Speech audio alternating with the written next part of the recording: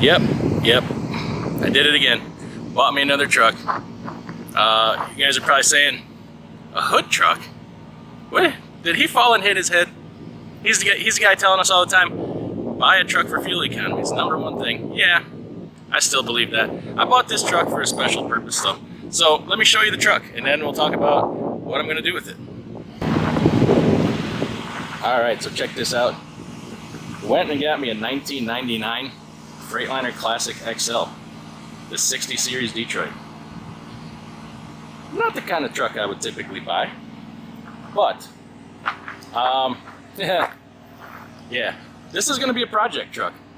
I've always thought, or not always, I've thought for a long time, it'd be kind of cool to buy a truck, older truck, that needed some love, buy it, you know, fix her up right, fix her up nice, get her good and mechanically sound, and just see what's possible with a truck. You know, how long can I make it last? What kind of fuel mileage can I get out of this hood truck? You know, test some products, test some different mechanical things, some things that claim to help your fuel mileage, blah blah blah. Look at all them LED lights. Those ain't the cheap LEDs either. Those are the clear ones that are colored inside. Those MUDFLAPs are a tragedy, though. Ugh, I'll tell you that. So I found this truck. The guy talked about it in a live stream. He's like, "Hey, I got this truck. Anybody interested?" I immediately emailed him. We started talking, exchanging pictures. I'm like, you know what? I've thought about it long enough. Maybe now's the time we do it. So here we are. I bought this truck, and I'm in the middle of bobtailing home 1,700 miles with it. Can't pull a load. It is not ready to pull any kind of power-only freight or anything. So we're just gonna bobtail home. There is, I'll tell you what. We'll finish walking around here. Got that headache rack, that's gonna come off. A lot of little things, like you'll notice here. No DOT tape on the mud flaps. We got a lot of little things here. Engine is rebuilt 100,000 miles ago, overhaul with papers. Got all kinds of papers on this 120 gallon tanks, 8-inch straight pipes. Whew, boy, loud. But you know, whatever. Got all the paperwork for it's got a rebuilt engine, new rear ends. Got LED headlights there, those are awfully bright. Big old visor lights. Somebody smucked the grill right there. Bent a nice bumper. Mechanically, so the thing runs like phenomenally. It runs just like a Detroit 60 series should. I don't think it needs any engine work. Got rebuilt the pull gear. While they're doing that, they put a new front cover on. It's got a lot of new parts. The new parts list on this thing is extensive. Oh, this hood is heavy. Let's see if I can do it one hand. Oh, there we go. Oh, get her. Yep, there we go. So let's take a look at this engine here, and it is clean. No leaks. I would say if it ain't leaking, it ain't a Detroit, but this thing does not leak oil anywhere. So yeah, new water pump, hoses, oil cooler. Like I said, we had an in-frame. What else we got here? You can see the new bowl here. The front cover is new. Fan hub is new. Radiator's kind of sketchy. I'm thinking I'll probably throw a radiator in it. And have you ever seen an AC condenser? I don't know if you can see it here in the dark. You ever see an AC condenser? Look at that beat up. She's pretty nasty. Air conditioning doesn't work. Not a big deal, I can fix that. Needs a blower motor for one, and then probably needs a charge and receiver dryer. She might just work. New front springs up here. Tires they're not brand new, probably 80%. It needs the rubber bumper to go in that spring shackle there. I'll tell you what, this is a easy motor to work on right here. Everything is just right out there for you. We got a power steering link here. We'll fix that. Not a big deal. A lot of different rubs on hoses and wires and stuff. So we're gonna have to go through this whole truck Gotta rub back here. We're rubbing down here. Gonna go through this whole truck and fix all those rubs.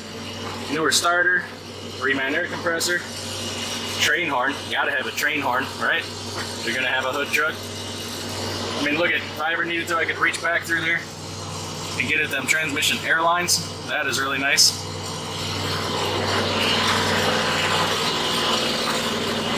Set new exhaust system. 120 gallon tanks. We're missing, well, I'll show you when we get to the other side. I'm gonna take this headache rack off, reroute the air lines. We got some, the U-joints are all good, but we got some excessive play. The drive line here, this front input seal leaks on the differential. We gotta fix that. Other than that, that's good. Airbags are newer. Fifth wheel, sketchy. A lot of wear on the plate. I might throw a fifth wheel plate on there, but clean it up and see it's caked in a bunch of grease right now. We'll take that chain hanger off over there. You look at this tank, the rubber strap is missing. That's a no-no. Like I said, the mud flaps are a tragedy. We got a lot of little things. So you go inside. I showed a little bit of the interior. The interior is really nice. This door is about perfect. It's got updated seats in it. They're not great seats, but they're new-ish. The dash, everything in here, not a rattle in it. Nothing rattles. None of the cabinets, none of the dash. But we do have a lot of things in the dash that don't necessarily work right. All the gauges do work. Some of them, the lights don't work. We'll dig into that. We got a little air leak in the dash somewhere up there.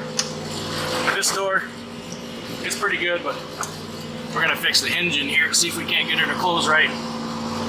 That shouldn't be too bad.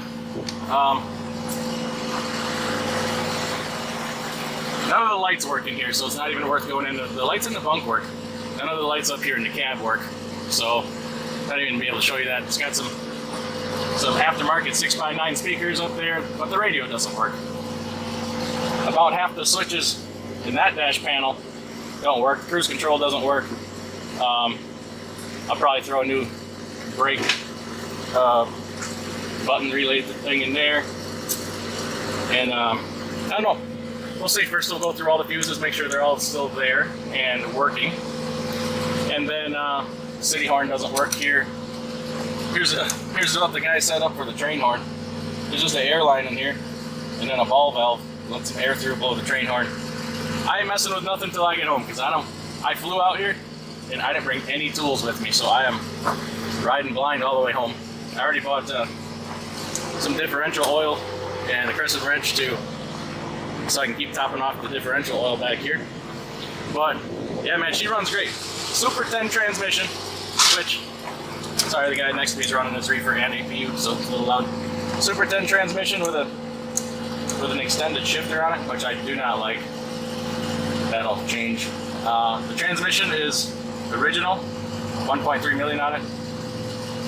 She's got some slop in it. Holy cow! You can do whatever you want with that stick whenever you want to do it. So if the Super 10 goes, I probably won't put another Super 10 in it. Probably like a 13. But I know a guy who's got a 10-speed that's been sitting on their showroom floor as a demo for years. You know, wants like $2,400 for it. It's a reman 10-speed. So I'll compare prices, see what's practical here. We'll get this thing home, go through it. I guess priority one is mechanical things. We got to get this thing legal, pass a DOT, and